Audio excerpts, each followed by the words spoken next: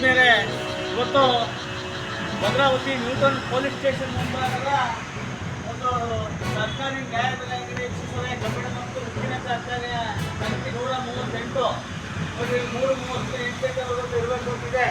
ಆದರೆ ಬಾಗಿಲು ತೆಗ್ದಿಲ್ಲ.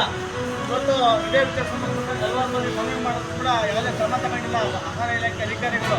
ದಯಮಾಡಿ ಆಹಾರ ಇಲಾಖೆ ಅಧಿಕಾರಿಗಳು ಭದ್ರಾವತಿ ತಹಶೀಲ್ದಾರ್ ಅವರು ಇದ್ರ ಬಗ್ಗೆ ಸೂಕ್ತ ಕ್ರಮ ತಗೋಬೇಕು ಅಂತ ಹೇಳಿ ನಾನು ಇಲ್ಲಿ ಹೇಳಕ್ಕೆ ಬಯಸ್ತೇನೆ. ಸಾರ್ವಜನಿಕ ತೊಂದರೆ ಆಗ್ತಿದೆ. ಇನ್ನೂ 4-5 ದಿನ ಇದೆ. ಇವತ್ತು 23 ತಾರೀಕು 30 ತಾರೀಕು ಅಂತ ತೆಗಿಬೇಕು. ಇವತ್ತು ಇನ್ನೂ ತೆಗಿಲ್ಲ, ಬಾಗಿಲು ತೆಗಿಲ್ಲ. ಅದಕ್ಕೆ ಅದರಿಂದ ದಯಮಾಡಿ ತಹಶೀಲ್ದಾರ್ ಗಮನ ಹರಿಸ್ಬೇಕು ಅಂತ ಹೇಳಿ ಫೋಟೋ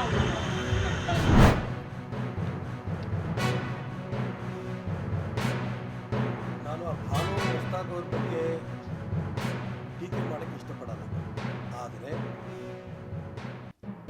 ವಿಜಯದಶಮಿ ಉತ್ಸವ ಇಡೀ ದೇಶವನ್ನು ದಸರಾ ವೈಭವೀಕರಣ ಆಗ್ತಾ ಇರೋದನ್ನೆಲ್ಲ ಕೂಡ ನೋಡಿದ್ದೇವೆ. ವಿಜೃಂಭಣೆಯಿಂದ ತಾಯಿ ಚಾಮುಂಡಿ ಪೂಜೆಯಿಂದ ಆರಂಭ ಆಗುತ್ತೆ. ಇವತ್ತು ಮುಖ್ಯಮಂತ್ರಿಗಳು